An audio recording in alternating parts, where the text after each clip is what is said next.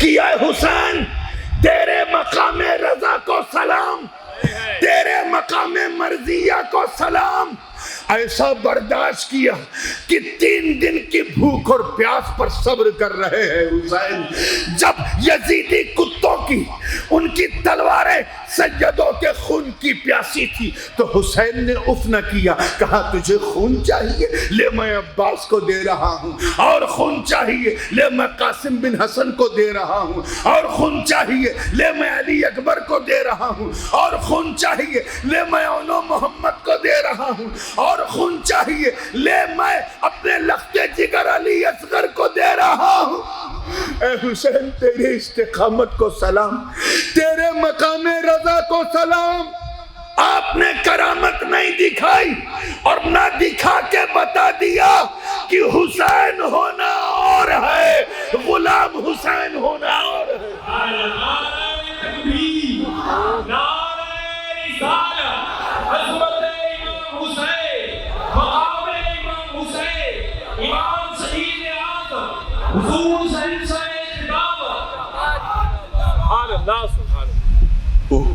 خدا کی قسم اگر آقا حسین چاہتے کیا صرف سوچ لیتے، کیچ کرو یار بیداری، صرف آسمان کی طرف اگر حسین دیکھ لیتے ایسی بارش ہوتی کہ پورا کربلا سمندر بن جاتا، مگر حسین نے رضا کا دامن نہ چھوڑا۔ اگر اپنے دادا علی کی ذوالفقار کو دشت کربلا میں مولا حسین گاڑ دیتے، خدا کی قسم پورا کربلا ایسا ابلتا پانی وہاں سے کہ کبھی ختم نہ ہونے والا سیلاب آ جاتا۔ ارے حسین تو حسین، توجہ چاہوں گا اللہ کرے سمجھ میں آ جائے۔ اگر جناب سکینہ سکینہ امام حسین کی بیٹی اگر دامن عباس کو تھامنے کے بجائے اپنی اوڑھنی کو، اپنے دوپٹے کو اگر نہر فرات کی طرف اچھال دیتی تو خدا کی قسم پوری نہر فرات خیمے میں آ جاتی، مگر حسین نے دامن رضا کو نہ چھوڑا، مقام رضا پر اپنے قدم کو لڑکھڑانے نہ دیا۔ خدا کی قسم یہی راز تھا۔ حضرت امام حسین آپ دیکھیں نا، آقا حسین کو کسی نے زمین پہ کربلا میں نہیں بٹھایا تھا، سب جانتے ہیں، دن بھر وہ کسی نہ کسی کے گود میں رہتے تھے۔ حضرت علی اصغر کبھی اپنے بابا حسین کی گود میں، کبھی عابد بیمار کی گود میں، کبھی جناب ام کلثوم کی گود میں، کبھی حضرت سکینہ کی گود میں، کبھی زینب کی گود میں، کبھی ام یعلا کی گود میں، کبھی حضرت شہربانو کی گود میں، کبھی کنیزان اہل بیت کی گود میں۔ اور جب رات ہو جاتی تھی تو ایک کپڑا باندھا جاتا تھا جس میں علی اصغر کو لٹا دیتے تھے۔ کسی نے ننھے علی اصغر 6 ماہ کے ننھے علی اصغر کو کربلا کے تپتے ہوئے ریت میں بٹھایا نہیں۔ ارے اگر بٹھا دیتے، میرا وجدان کہتا ہے کہ اگر علی اصغر بیٹھ جاتے اور بیٹھ کر اپنے بابا حسین کے سوکھے ہونٹوں اور پیاس کی شدت کو محسوس کر کے کہیں اگر اپنی ایڑی کو کہیں کربلا کے رن میں اگر رگڑ دیتے تو اسماعیل کا پوتا ہے کہیں دوسرا زمزم نہ جاری ہو جاتا۔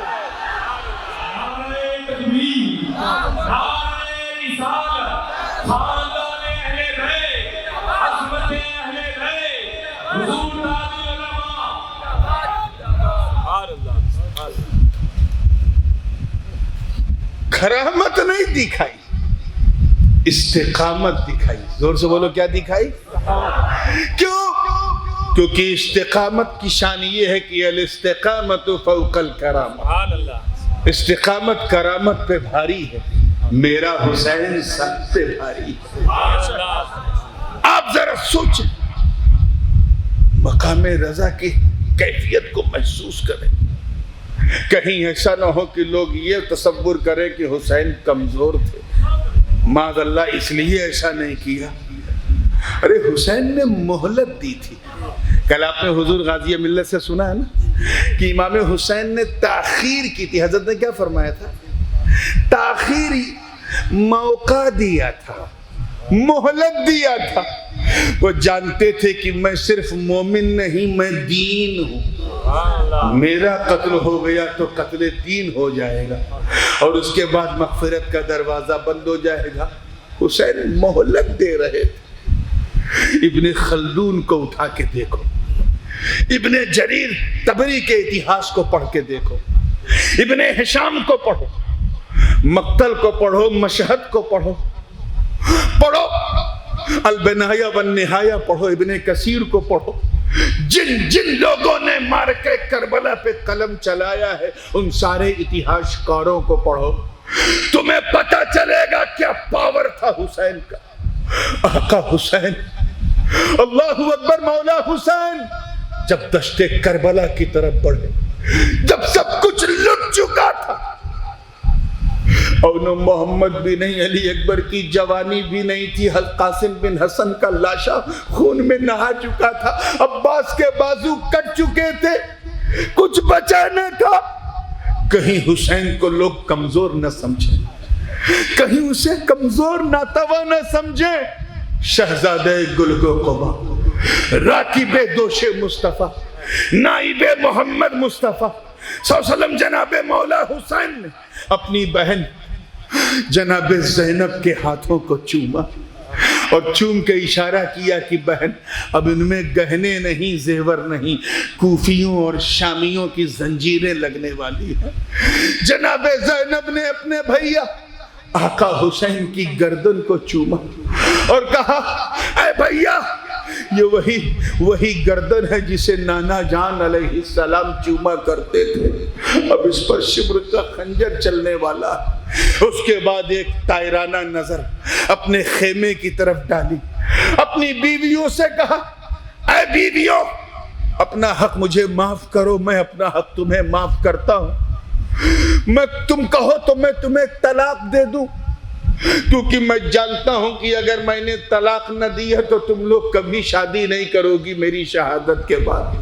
اس لیے اگر کہو تو میں طلاق دے دوں تاکہ تم سب اپنا اپنا گھر بسا لو. ارے سید پور والوں, ان سیدانیوں کا جملہ سنو.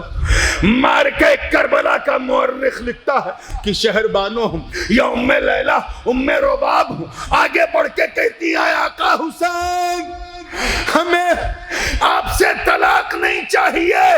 ارے کسی کی بیوی بننے سے اچھا آپ کی بیوہ بن کے جینے میں ہے. کیسا ایثار تھا, کیسی تڑپ تھی, کیسی چاہت تھی. حسین کو اب کرامت تو دکھانا تھا, اب تو دکھانا تھا. شہزادے گلگو قبا, راکب دوش مصطفیٰ اپنے دلدل پہ بیٹھتے اور آگے بڑھ کے ابن سعد کی طرف کہتے ہیں. کون ابن سعد؟ حضرت سعد ابن ابی وقاص کا بیٹا, سعد ابن ابی وقاص رضی اللہ تعالیٰ عنہ, صحابی رسول, عشرہ مبشرہ, فاتح قادسیہ. ارے وہ سعد ابن ابی وقاص کہ غزوہ احد میں جب مسلمان ایک لمحے کے لیے پسپا ہوئے اور سعد کو لگا کہ کہیں حضور کے سینے پہ کوئی تیر نہ آ جائے, جناب سعد حضور کے آگے آ گئے اور تیر چلانے لگے کافروں پر.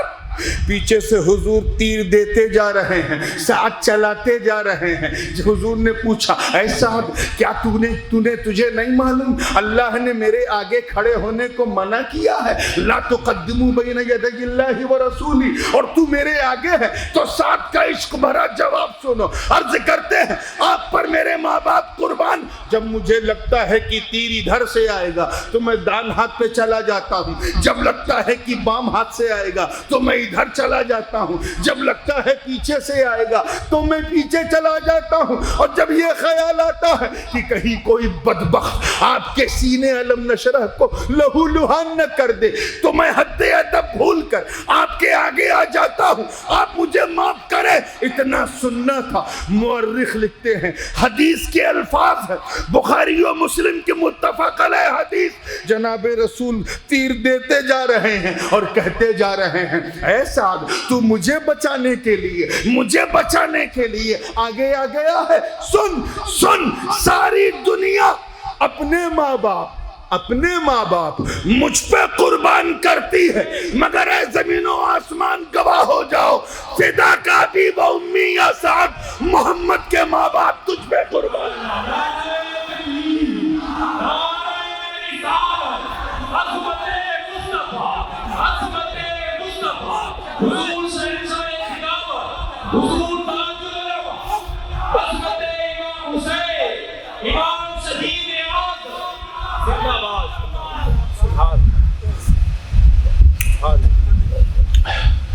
وہ صحابی رسول اللہ اکبر، اتنے نیک انسان کا اتنا گھٹیا بیٹا، اتنا گھٹیا بیٹا۔ باپ وہ تھا جس نے نبی کو بچانے کے لیے کافروں پہ پہلا تیر مارا تھا، اور بیٹا وہ جس نے رائے کی گورنری پانے کے لیے نبی زادوں پر پہلا تیر چلایا تھا۔ امام حسین نے یہ واقعہ عمرو بن سعد، وہ اس کو یاد دلایا ابن سعد کو، اے ابن سعد یاد کر، میں نبی کا نواسا ہوں، جس نبی کو بچانے کے لیے تیرے بابا اپنی چھاتی آگے کر دیتے تھے، میں ابھی بھی تجھے مہلت دے رہا ہوں۔ کتنے کریم ہیں حسین، کتنے رحیم ہیں حسین، کتنے پیارے ہیں حسین۔ امام حسین کہہ رہے، اے ابن سعد تو ابھی توبہ کر لے، میں وعدہ کرتا ہوں اپنے نانا جان کی بارگاہ میں تیری سفارش کروں گا۔ وہ نہ مانا۔ رے کی جو رے اس زمانے میں رے کہتے تھے، آج کے زمانے میں وہ تہران ہے جو ایران کا کیپٹل ہے، وہاں کا گورنر بننے کا خواب ابن مرجانہ نے اسے سکھا دیا تھا، دکھا دیا تھا، چنانچہ وہ پیچھے ہٹنے کو تیار نہیں۔ امام حسین آگے بڑھتے ہیں اور کہتے، اتہاس مجھے کمزور نہ سمجھے، میں علی کا بیٹا ہوں، میری رگوں میں فاطمہ زہرا کا دودھ، نبی علی کا خون ہے، ماں نے دودھ پلایا ہے اگر کسی کو تو ایک ایک کر کے آ، دو دو کر کے آ، تین تین کر کے آ، چار چار کر کے آ، شیر خدا کا بیٹا تجھے تحت دیکھ کرے گا۔ ابن خلدون نے لکھا ہے، ابن ہشام وغیرہ نے، کہ آتے رہے ایک ایک دو دو کر کے، مگر کوئی حسین کی تلوار کی تاب نہ لا سکا۔ شیر خدا کے بیٹے کی تلوار چلی، 3 دن کا بھوکا حسین، 3 دن کا پیاسا حسین، اتنی طاقت کہ تلوار چل رہی تھی تو ایسا لگ رہا تھا جیسے آسمان کی بجلی، پوری بجلی امام حسین کی تلوار میں سما گئی۔ جب چاروں طرف سے ایک ایک کر کے امام حسین مرنے لگے تو ابن سعد نے شور مچایا، اے فوجیوں، ایک ایک کر کے اگر لڑو گے تو پوری سینہ حسین ختم کر دیں گے، چاروں طرف سے حملہ کرو۔ اتہاس کاروں نے لکھا کہ پھر حسین نے اپنے گھوڑے کی لگام کھینچی، آگے بڑھے، میمنہ کی طرف حسین بڑھے تو میمنہ کٹنے لگا، میسرہ کی طرف بڑھے تو میسرہ کٹنے لگا۔ حسین کی تلوار چل رہی تھی، گردنیں ایسا کٹ رہی تھی جیسے لگے کسی سبزی منڈی میں گاجر مولی کاٹی جا رہی ہو، جیسے لگے کسی قصائی منڈی میں جانوروں کی گردنیں ماری جا رہی ہو، ایسا تلوار چل رہی تھی جیسے لگے کہ کسی تالاب کے سطح آب میں کوئی لمبی مچھلی تیر رہی ہو۔ تلوار اس طرح سے چل رہی تھی کہ پورا کا پورا لشکری نظام درہم برہم السلام. کہنے والے نے لکھا کہ تنہا حسین گردنیں کاٹتے جا رہے تھے. ایسا لگ رہا تھا جیسے حسین کی تلوار میں آدم کی صفوت، نوح کا شکر، ابراہیم کی خلت، اسماعیل کا ذبح و ایثار، داؤد کی قوت، موسیٰ کا تکلم، عیسیٰ کی روحانیت بازو حسین میں آ گئی ہو. ایسا لگ رہا تھا جیسے مدینے والے نے حسین کے لیے دعا کے لیے ہاتھ اٹھا دیا ہو.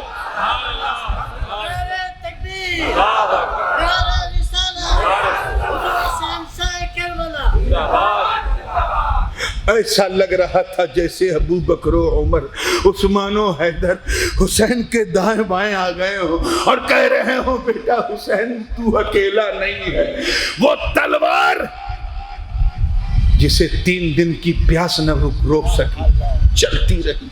وہ تلوار جسے عباس کے کٹے بازو نہ روک سکے چلتی رہی. وہ تلوار جسے قاسم بن حسن کی لٹی ہوئی جوانی نہ روک سکی چلتی رہی.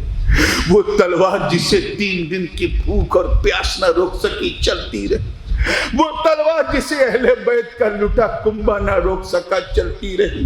وہ تلوار جسے 22,000 کا لشکر جرار نہ روک سکا چلتی رہی. وہ تلوار جسے اہل بیت کی بلکتی ہوئی پیاس نہ روک سکی چلتی رہی.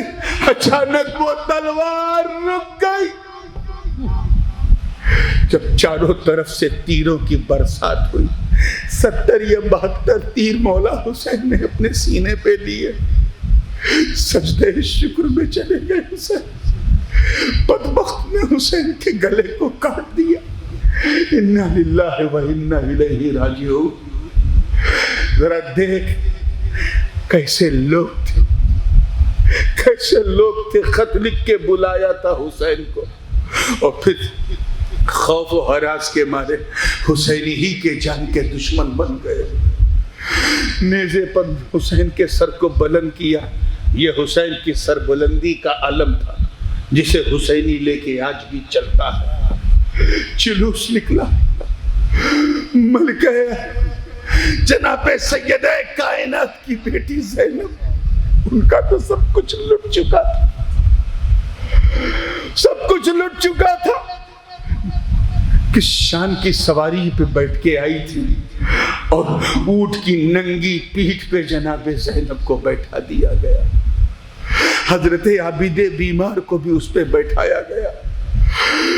کوفہ والے سینہ پیٹ رہے تھے، ڈھول نگاڑے بجا رہے تھے، یا حسینہ واہ حسینہ کر رہے تھے. ادھر جناب زینب کا جلال اپنی انتہا پہ تھا. انہوں نے دعائے ہلاکت دیا. کوفیوں سے کہا بدبختوں، ناہنجاروں، میرے بھائی اور بچوں کے قاتلوں، اب رونے سے کیا ملے گا؟ اب سینہ پیٹنے سے کیا ملے گا؟ جا، علی کی بیٹی زینب تجھے یہ بددعا دیتی ہے کہ صبح قیامت تک تم اور تمہاری قوم چاہے جہاں رہے سینہ پیٹتی رہے گی مگر حسین ان کو ملنے والے نہیں. نعرہ تکبیر، نعرہ رسالت، ذکر امام حسین، حضور تاج العلماء. آخری بات عرض کر کے بات کو ختم کروں گا کیونکہ مابعد کربلا بہت کم بیان ہو پاتا ہے. ایک سحر انگیز خطاب کیا حضرت زینب نے. پوری کوفہ کی زمین ہل گئی. کوفہ سے جب قافلہ آگے بڑھا تو ایک راستے میں چرچ آیا، ایک گرجا گھر آیا. اس گرجا گھر کا جو پادری تھا پکا عیسائی تھا. باہر نکلا، اس کی آنکھیں اشک بار تھی. اس نے کہا یہ کیا ہے؟ کس کا قافلہ اور یہ سروں پہ کن کے سر لٹکے ہیں؟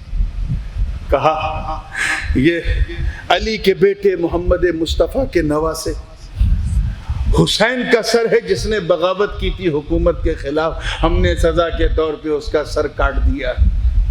اتنا سننا تھا وہ پادری ہل گیا، چیخنے لگا، کہا یار تم لوگ تو عجیب قوم ہو. پادری ہے, کرسچن ہے, but what he was saying, عجیب قوم, جس نبی کا کلمہ پڑھتے ہو اسی کی اولاد کے ساتھ یہ کر رہے. مجھے دیکھو, میں حضرت داؤد علیہ السلام کی 70ویں پشت ہوں. اپنے کو کہا اس نے 1 2 3 4 70 70ویں پشت ہوں. آج بھی یہودی اور عیسائی میری عزت کرتے ہیں, جبکہ میرے 70 ابا کے بعد داؤد علیہ السلام. آج بھی میری 10 بوسی قدم بوسی ہوتی ہے, اور تم اتنے بدبخت نبی کے دل کے چین ان کے حسین کو قتل کر کے نوکے نیزہ پہ ان کا سر بلند کر رہا ہے. کہ باغی کی یہی سزا ہے, ہم نے بغاوت کی سزا دی ہے. وہ پادری, اس نے کیونکہ اپنی کتاب میں توریت اور انجیل میں حضور کی شان پڑھی تھی, اور مارکے کربلا کی داستان کے کچھ اشارے بھی اس نے پڑھے تھے. اس نے ان بدبختوں سے کہا کہ ٹھیک ہے, کیا تم ایک دن اس سر کو ہمارے پاس رکھو گے؟ میں تم سب کو کھانا کھلاؤں گا, پانی پلاؤں گا, پورے 1 دن رکھوں گا, بس 1 دن کے لیے یہ سر ہمیں دے دو. کہا اسے نہیں ملے گا, کچھ پیسے دو تب دیں گے. روایت میں چاہے سنی روایت پڑھو چاہے شیعہ, سب میں 500 دینار لیا, 500 سونے کے سکے. اس پادری نے ایک ہی جھٹکے میں سونے کے سکے دیے اور سر حسین کو لے کے آ گیا. ساتھ میں جناب زینب, حضرت عابد بیمار سجاد زین العابدین, اور جتنے لٹے پٹے لوگ تھے سب کو لے کے گھر میں آیا, سب کو الگ الگ کمروں میں ٹھہرایا. اس پادری کی بیوی جو تھی وہ بھی بڑی نیک خاتون تھی, اس نے سیدانیوں کی بڑی خدمت کی, نہلایا دھلایا, اچھے کپڑے پہنایا. اس کے بعد سب کو ناز و نعم سے رکھا. بعد میں رات کا جب دوسرا پہر شروع ہوا, جب سب سو گئے, سارے شامی سپاہی کوفی سپاہی سب سو گئے, رات کے لگ بھگ 11-12 بجے کے آس پاس وہ پادری اپنے خاص حجرے میں گیا جہاں اس نے سر حسین کو رکھا تھا. اس نے جب کپڑا ہٹایا تو دیکھا کہ پورا حسین کا پورا بال, وہ عنبری زلفیں جنہیں سونگ سونگ کے نبی کہتے تھے کہ حیضان ریحانہ ہے, یہ حسن حسین کی خوشبو نہیں جنت کی خوشبو, اس میں الجھے ہوئے ہیں کربلا کی مٹی سے لت پت. یہاں سے خون بہ رہا ہے, یہاں سے خون بہ رہا ہے, ہر طرف سے خون بہ رہا ہے, پورا چہرے کا جغرافیہ بدلا ہے. چیخ نکل گئی اس پادری کی. اس نے تو پانی منگایا صاف ستھرا, اسے عنبر اور کافور اس میں ڈالا, بہترین خوشبو اس کے اندر ڈالی, پھر قیمتی کپڑوں سے پانی کو گار گار کے رخ پاک حسین کو دھو رہا تھا. پیارے حسین کے سر چہرے پاک کو صاف کر رہا تھا, صاف کر رہا تھا, بالوں میں کنگھی کر رہا تھا, بال کو چمکا رہا تھا, چہرے کو چمکا رہا تھا. جب سب ہو گیا تو حسین کی آنکھوں میں سرما بھی سنے لگا, پھر حسین کی پیشانی مبارک کو چوما, اور اسی کیفیت میں اسے ایک لمحے کے لیے نیند آ گئی. سویا تو خواب میں رسول دو جہاں سرور کون و مکان جناب محمد رسول اللہ کو خواب میں دیکھا, اور دیکھتا کیا ہے کہ وہ سر جہاں حسین کا سر رکھا وہاں سے ایک نور نکل رہا ہے.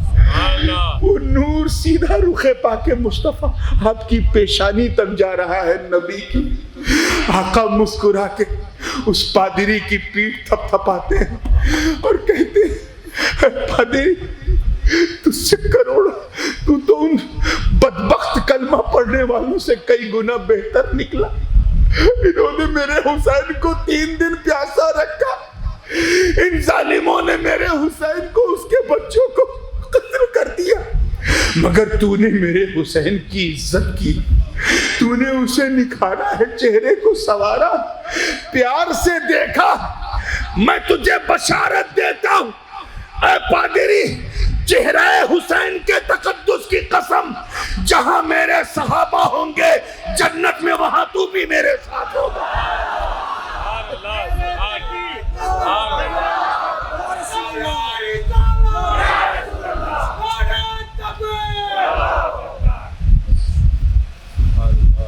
صبح اٹھتے ہی، آنکھ کھلتے ہی اس نے سر حسین کو دیکھتے ہوئے کہا اشہد ان لا الہ الا اللہ واشہد ان محمدًا عبدہ ورسولہ۔